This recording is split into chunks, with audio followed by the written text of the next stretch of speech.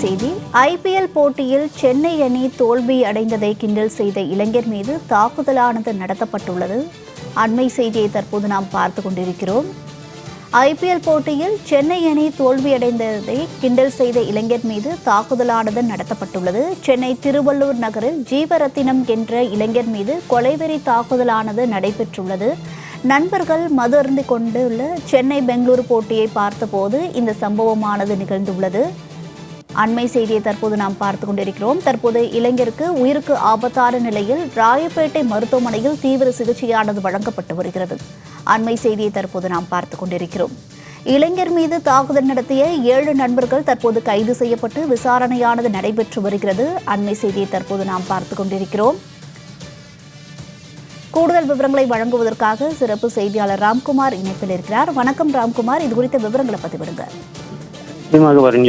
சென்னை துறைப்பாக்கம் அருகே உள்ள பெருங்குடி கல்லுக்குட்டை பகுதியில் நேற்று இளைஞர்களுக்குள் மோதல் ஏற்பட்டிருக்கிறது. குறிப்பாக நேற்று சென்னை சூப்பர் கிங்ஸ் மற்றும் ராயல் சேலஞ்ச் ஆஃப் பெங்களூர் இடையே IPL கிரிக்கெட் போட்டி நடைபெற்றது. இந்த போட்டி சென்னை சூப்பர் கிங்ஸ் தோல்வியடைந்தது.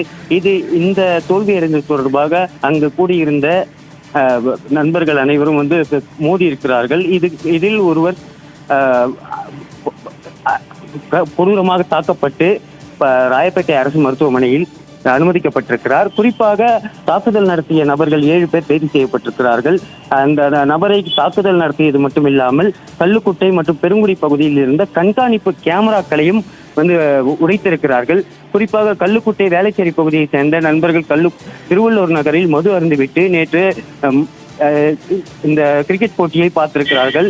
இதில் பெங்களூரு அணி வெற்றி பெற்றதை அடுத்து மோதல் ஏற்பட்டிருக்கிறது. இதில் இந்த தொடர்பாக வேளச்சேரியை சேர்ந்த ஜீவரத்னம் என்பவர் கிண்டல் செய்திருக்கிறார் சென்னை அணியை.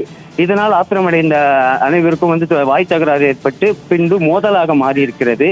சென்னை அணியின் ஆதரவாளர்களான கல்லுக்குட்டை அப்பு, ஜெகதீஷ், ரமேஷ் உள்ளிட்டோர் கைகளாலும் மது அருந்திய பாட்டில்களாலும் கூர்மையான ஆயுதங்களாலும் தாக்கியிருக்கிறார்கள். இதில் உயிருக்கு ஆபத்தான நிலையில் ரத்தினமும் ராயப்பேட்டை அரசு மருத்துவமனையில் அனுமதிக்கப்பட்டிருக்கிறார். இது தொடர்பாக துறைப்பாக்கம் போலீசார் வழக்கு பதிவு செய்து விசாரணை மேற்கொண்டு வருகிறார்கள். குறிப்பாக அங்க மக்கள் நடமாட்டம் இருந்த பகுதி, அந்த பகுதியில பொதுமக்கள் மத்தியிலே இந்த தாக்குதல் சம்பவம் நடந்திருக்கிறது.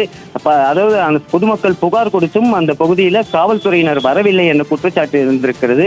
இது தொடர்பாக 15 இளைஞர்களை மேலும் தேடி வருகிறார்கள். வருண்யா. ராம்குமார், விவரங்களுக்கு நன்றி.